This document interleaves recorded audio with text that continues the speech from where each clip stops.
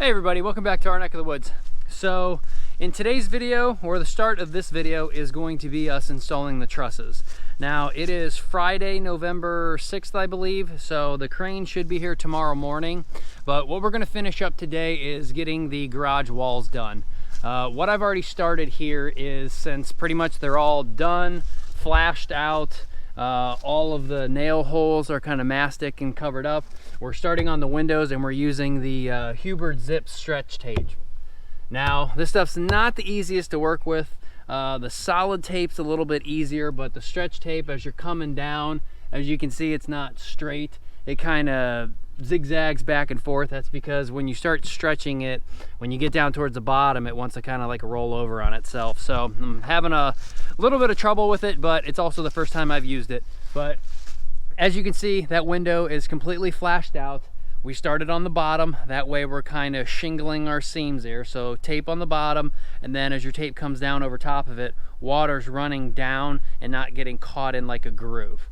Obviously you can get it caught in a groove up top, but once the window's on and we flash out the window, as the window flange will come through here, we'll flash over that again, I believe with the solid tape. That way you're covering up your nail and screw holes for the window, and then it'll be completely waterproofed except for the bottom where you'll have some water drain out if need be. So we won't flash over top of the window on the bottom, but we've got the zip panel and the window buck all flashed out perfectly, and it seemed to go okay. So we're gonna show you how to do this one real quick, and then we'll get started on the other side. Unfortunately, I didn't buy enough of this stretch tape since these windows are so big.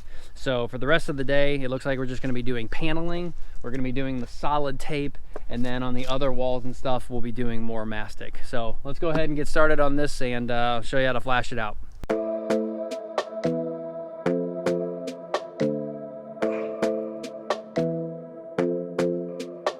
All right, so I already measured and cut where I want kind of my overlap to be for this one. So about 3 inches or so on each side. The only thing that sucks about this stuff also is it doesn't like to release really easy. At least that last roll didn't. As you're peeling it down, see, that happens. Now you gotta get back in here and start peeling it back out. It's kind of a pain in the butt, especially when you're up standing on that window and you don't have a lot of support, but oh, it's annoying. Need a better release tape or something. All right, so that's all I'm doing is removing half of that tape. Then I'm gonna go ahead and stick it in the channels, push it down into the grooves and up the wall a little bit, and then we'll go ahead and stretch it on over.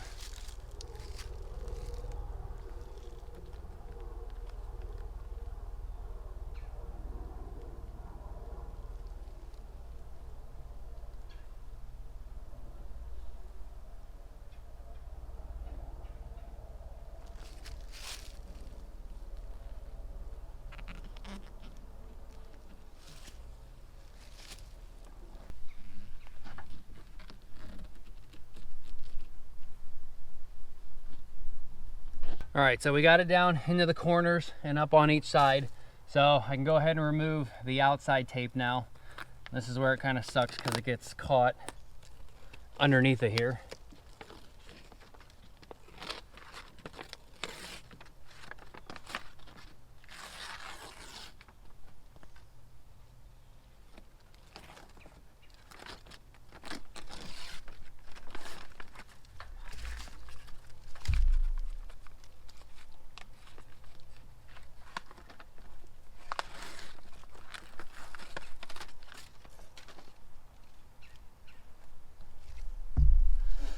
All right, so this time I think I'm gonna work from the middle and go on out. I think that may have been the problem last time, but you just kind of go ahead and stretch it down. This doesn't have to be pulled really tight. There's no need. It's in the corners where you want it. So as I start getting over to this corner, I can start pulling it real hard.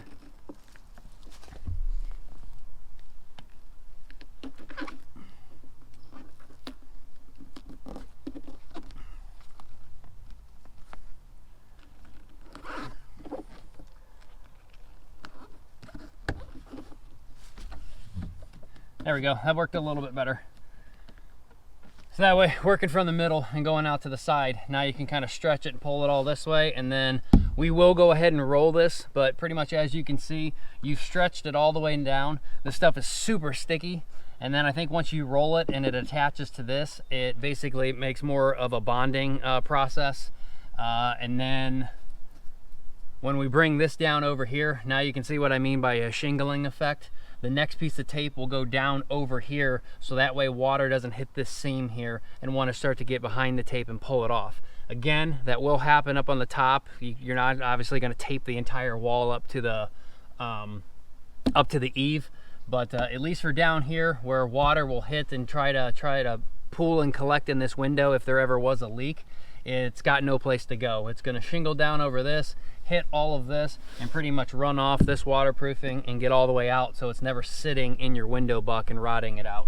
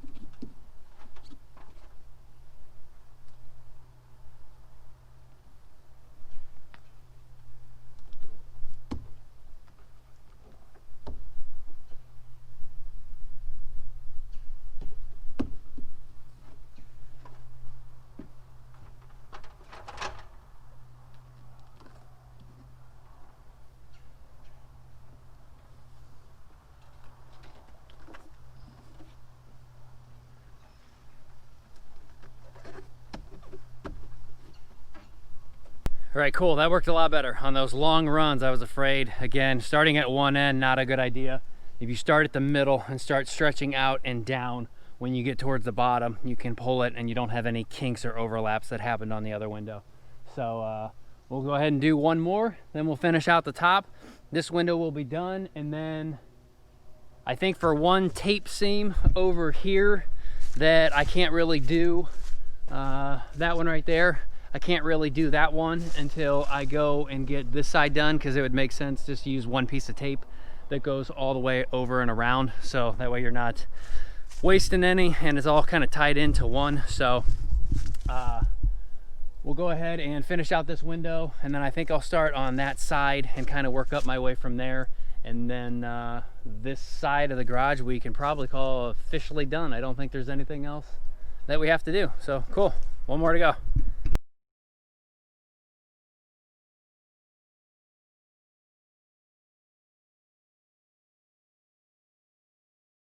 Whew, I'm out of breath. That is not as easy as it looks on TV.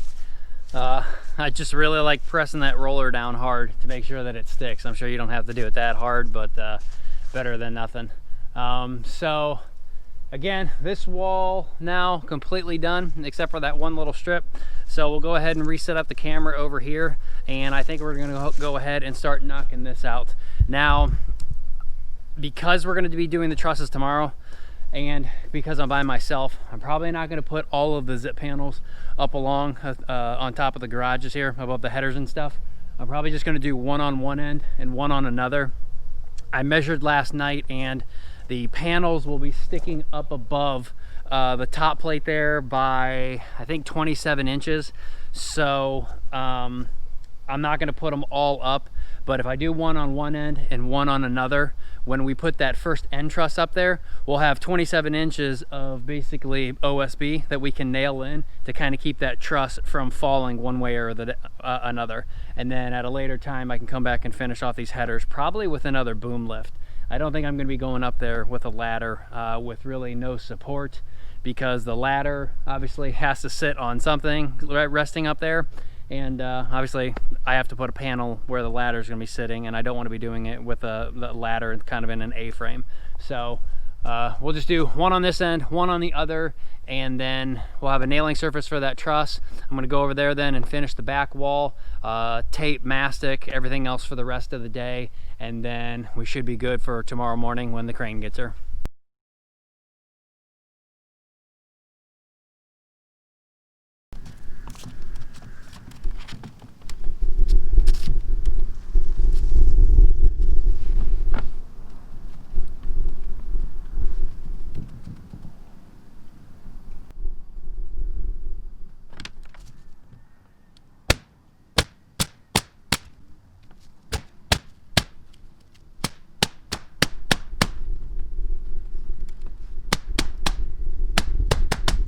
All right, so like I said, now that that panel is up, basically when we put that truss on, we'll have something to nail through and hold that truss in.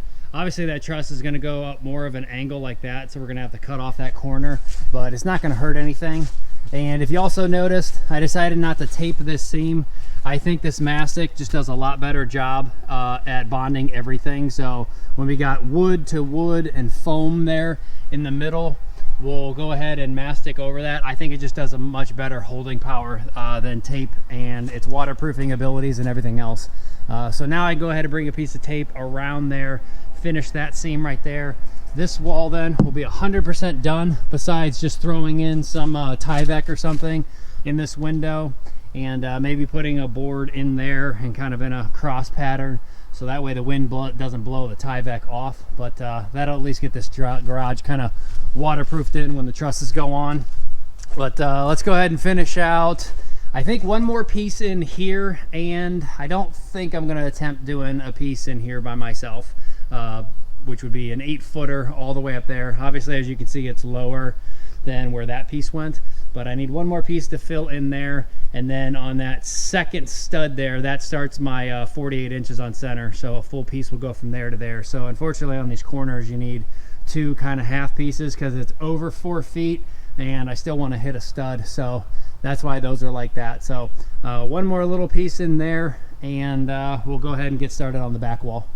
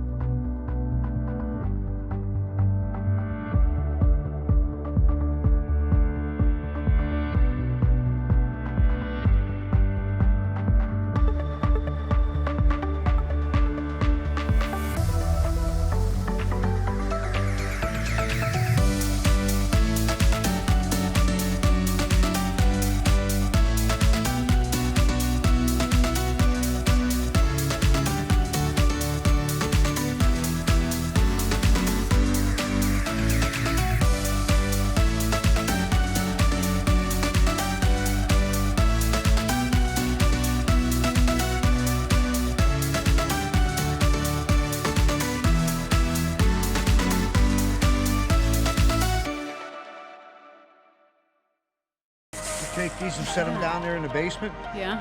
And it keeps spiders out of your house. I think Scott told me the same thing. There's a smell. It's yours. You've earned it.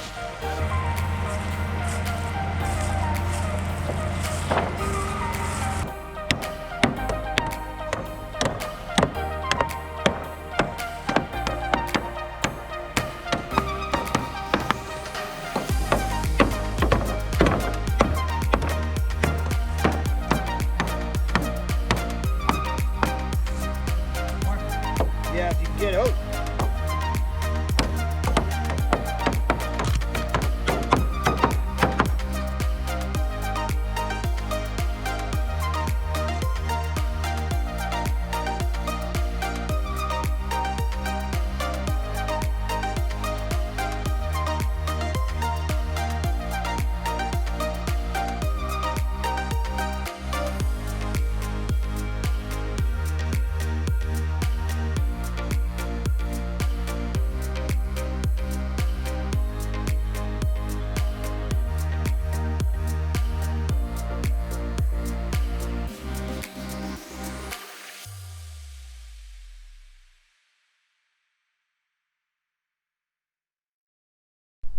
Hey everybody, welcome back. So it's actually Monday now.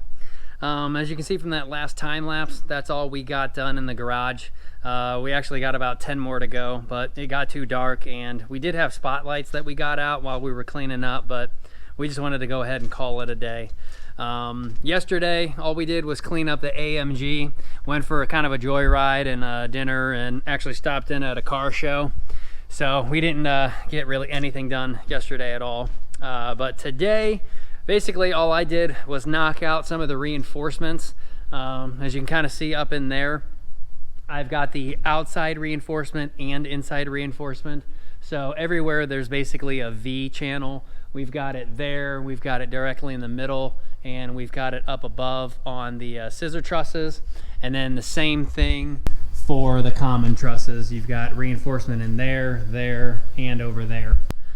Now, these trusses are still pretty weak because that reinforcement is only about halfway up, let's say, or more like 2/3 or 1/3, and the peaks aren't even on. So these trusses are still over 10 foot tall right now, so the tops are still very wobbly. So I don't want to really climb up there and start reinforcing them while you only got like a 2x4 to stand on, and you're already, I don't know, 20 feet in the air. So we're gonna not worry about the top peaks right now and not worry about the top reinforcements until we get about 4 or 5 rows of sheathing on up. As you kind of go on up, it'll reinforce that the top isn't so wobbly then. So we'll deal with that later. We also need to put in some blocking that the engineer wants. So in between the 24 inches on center, each one of those blocking is going to be there. So basically the sides can't kick out. We've got 2 sets of hurricane straps, like I said, that need to go down for each truss. And along each end truss that need to be reinforced. Trying to think what else. Oh, one little mistake kind of I made. We only did the sill plate up there. So if you're running drywall across there, there's nothing for the drywall to be nailed or screwed up this way into anything because that sill plate is flush with the ICF. So I'm gonna have to come up with like some little blocks to put on that sill plate. That way there's something to nail up into. But that brings up a good point anyway. We're not actually going to do the drywall like a traditional Ohio drywall. We're actually gonna go with kind of like the New England method.